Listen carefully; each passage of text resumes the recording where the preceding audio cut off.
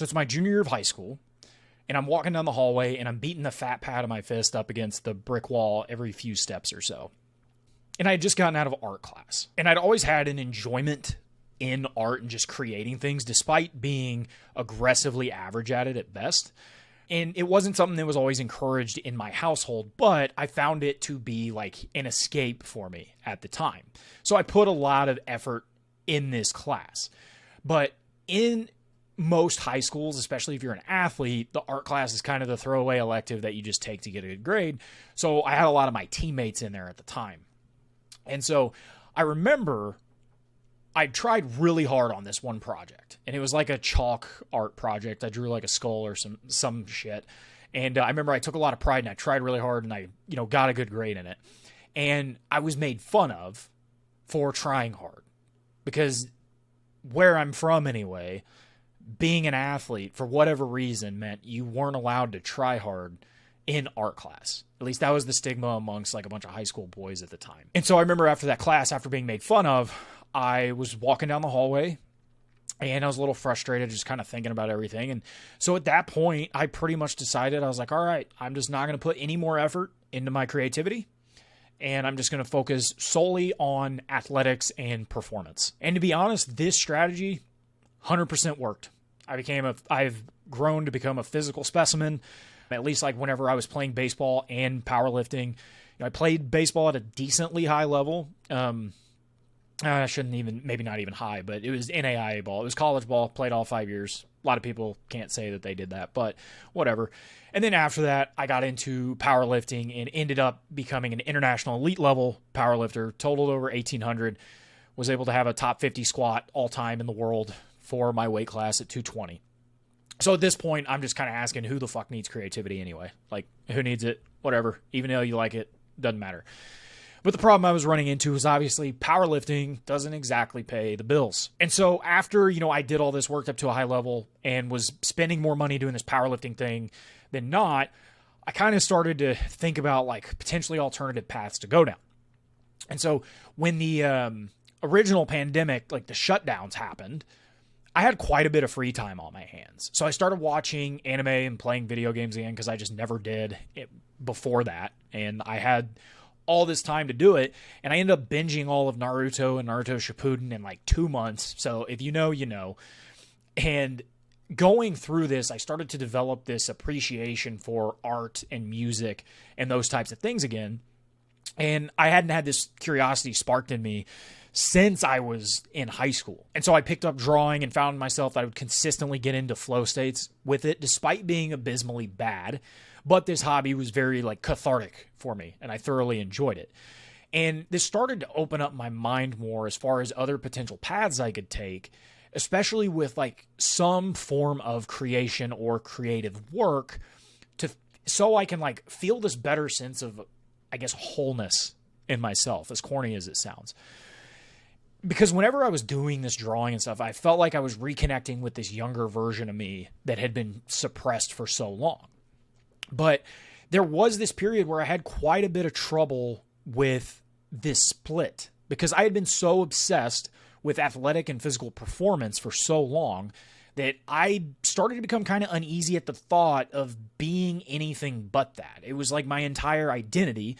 So I noticed that as my attention and appreciation for creativity and those types of things started to go up, my want to be the, a fucking unit, an absolute specimen, started to go the other direction, where I just wasn't as into it anymore. And so at this point, I was having a mini identity crisis, and my creative skills were far from being even probably above average, but I was getting better at it quickly. And at least I knew I kind of had somewhat of an eye for it. And so I continued to wrestle with these two versions of me for like a few months. And then one day I was reading The Will to Power by Friedrich Nietzsche, which is just the work that was released after he died. In it, he discusses there's no remedies for anything. There's only parts of us that we choose to let die.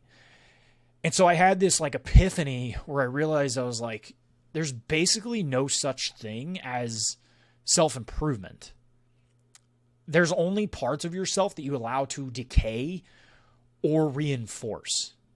And so I was allowing the elite athlete part of me to start to decay and cultivating that creative part of me, because your attention dictates what decays and what is reinforced. And so the modern world is set up in a way that we can easily let ourselves decay just through the sheer amount of luxury and ease of access to things that we have now. And in my opinion, it's our job to solely focus on whatever our chief aim and wants out of life are that matches with whatever we feel our greater purpose is in life. And I don't think you have to find this big grand purpose. I think we're just all really seeking fulfillment to become the fullest version of ourselves, who we are, or whatever, not listening to what everybody else should be, or not listening to what everybody else tells us we should be. So if we go back to whenever we were shitting in diapers, we're open to all sorts of different possibilities and curiosities. And so we ask why, like it's our job. But as we get older, we tend to lose this curiosity. And this is because we're programmed based on our external environment, like family, social circles, various life obligations. We rely on people whenever we're young to give us some sort of framework of how the world works so that we can learn to operate in it and just pretty much stay alive. Because these people tell us what we should focus on and where we should put our attention to. And so, as I said, our attention dictates what parts of ourselves remain and what parts of ourselves decay into damn near nothingness. So we're in a period of time where modern work is changing the possibilities that are open to us. Like, artists no longer have to be starving. Musicians can grow a massive fan base with their own independent label. And you can make money online just by being you. Personal brands are everywhere, with social media basically being your public resume. And this now gives people an opportunity to cultivate and allow their creativity to flow through them and make money doing so. And it also allows us to be able to forge whatever path we feel like is going to hit whatever goal that we're after, whether it's making millions of dollars or just having a life to where you're freer, you feel better, you feel like you're actually contributing to something that matters to you. And so there's probably a part of you that's been suppressed your entire life, at least since after a certain period in your childhood, because that's society told you that's not something worth going after. So that thing, though, can be unlocked. I've experienced it. I know other people that have experienced it. You can unlock it. It just takes a couple of steps to do it. The trouble with not having a goal is that you can spend your life running up and down the field and never score. So first, you have to have a goal or a project to put action towards, because we need momentum at this point to start to forge that path. This is like you're whacking down in the Amazon jungle with a damn machete, right?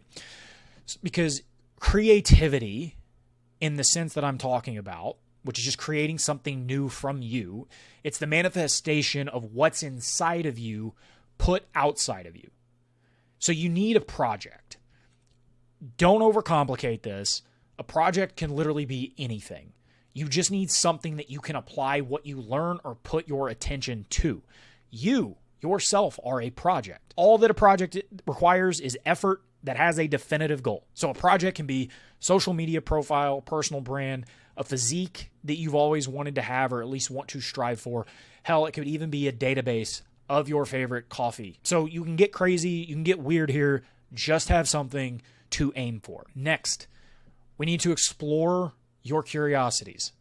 Leonardo da Vinci is the greatest creative the world has ever seen. From art to physics to anatomy, he laid the groundwork for so much of the knowledge that we have today. And he did this through his intense curiosity with things. So the first step is developing a curiosity for what's going on around you. Anytime you find yourself asking a simple question, just seek out the answer. And it can be as simple as, why is the sky blue? But the key here is you want to start going deep. And you do this by asking better questions. Because you ask better questions, you get better answers. So any topic that you're curious about, just ask what, why, when, how, and who.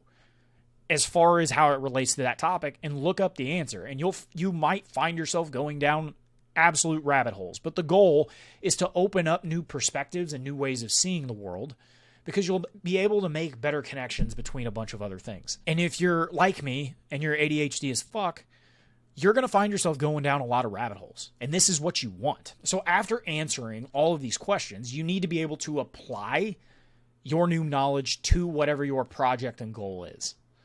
So if you want to cultivate your creativity, how can you connect the dots of what you learned into your current project? So we've all heard Steve Jobs' commencement speech about connecting the dots. Well, creativity lies at the intersection between the random thing that you're learning about and applying it to the project that you're actually working on. Is it going to be perfect? No, but you will start to cultivate the creativity muscle and find unique ideas and insights that are relevant to your project or your goal. And so I have an example. I used to create t-shirt designs, and I would sell them on Etsy because at the time I had two primary obsessions: coffee and medieval Europe.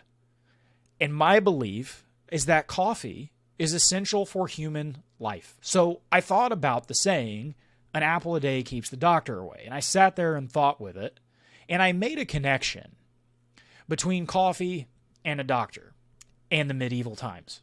And so I thought about a plague doctor making coffee using the pour-over method.